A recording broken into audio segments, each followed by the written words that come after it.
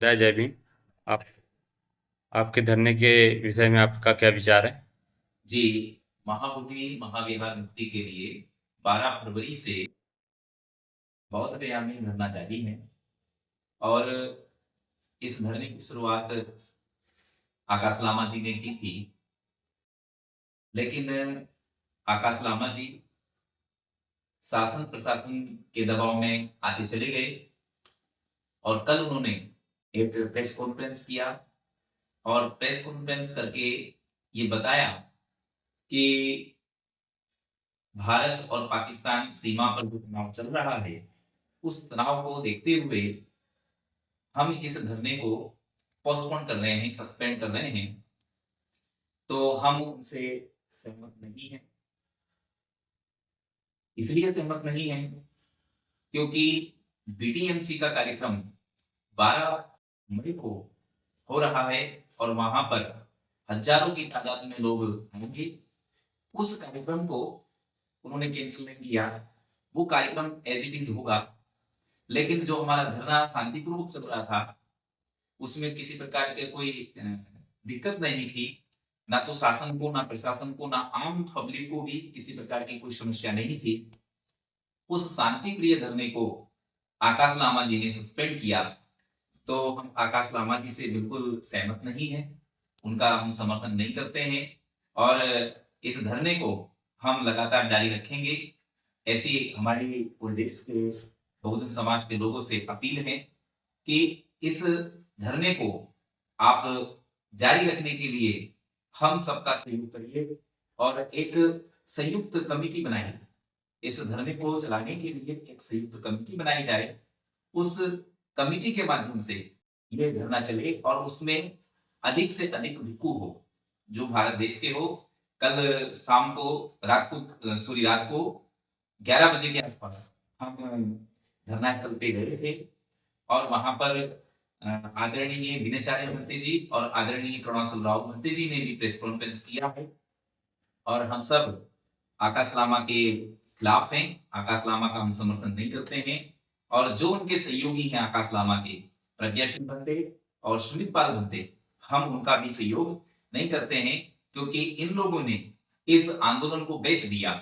जैसे पहले होता आया है, पहले जो आंदोलन हुए हैं उनको बेचा गया, उसी प्रकार से आज भी इस आंदोलन को इन लोगों ने बेच दिया। तो हम बिकाऊ लोगों के साथ नहीं हैं। हम तो आकाश लामा जी को, प्रज्ञा सिंह को, सुमित पाल को मिशनरी समझ रहे थे, लेकिन ये तो चमचे क्या, चमचों के चमचे निकले और इन चमचे के चमचों ने इस आंदोलन को बेच दिया। तो मैं इस धरने के विषय में ये एक और बात बताना चाह रहा हूँ कि ये लोग इस आंदोलन को पहले ही खत्म करना चाह रहे थे, इस घटना को पहले ही डिसमिस करना चाह रहे थे। लेकिन इस धरने को आदरणीय करुणासल राव भंते जी ने यहाँ तक टिकाया था। 5 तारीख को सम्राट अशोक जयंती थी, उससे पहले ये परिस्थितियां इन्होंने निर्मित की कि ये धरने को खत्म कर दे। दूसरा, जब किरण रिजिजू जी से मिलने के लिए गए 23 अप्रैल को, तब भी इनका पूरा प्लान था कि ये इस धरने को खत्म कर दे। दूसरा, जो आह्वान किया था विनयचार्य भंते जी ने कि 12 मई को 12 लाख लोग बुद्ध पूर्णिमा बोध गया में मनाएंगे, तो उसकी तैयारी इन्होंने बिल्कुल नहीं की। जबकि हम इनसे बार-बार मीटिंग करते रहे, बैठक करते रहे, इनसे कहते रहे कि आप इसको संचालन करने के लिए एक मैनेजमेंट कमिटी आप बनाएँगे और वो मैनेजमेंट कमिटी पूरे धरने को मैनेज करेगी। लेकिन इन्होंने हमारी एक नहीं सुनी और हमारी बातों पर ध्यान नहीं दिया और ना ही कोई तैयारी की। जो हजारों की तादाद में, लाखों की तादाद में 12 मई को लोग यहाँ आने वाले थे, उनके ना रहने की, ना खाने की किसी प्रकार की कोई व्यवस्था इन्होंने नहीं की। इसी से हमें पता लग गया था कि ये लोग इस धरने को खत्म करना चाह रहे हैं।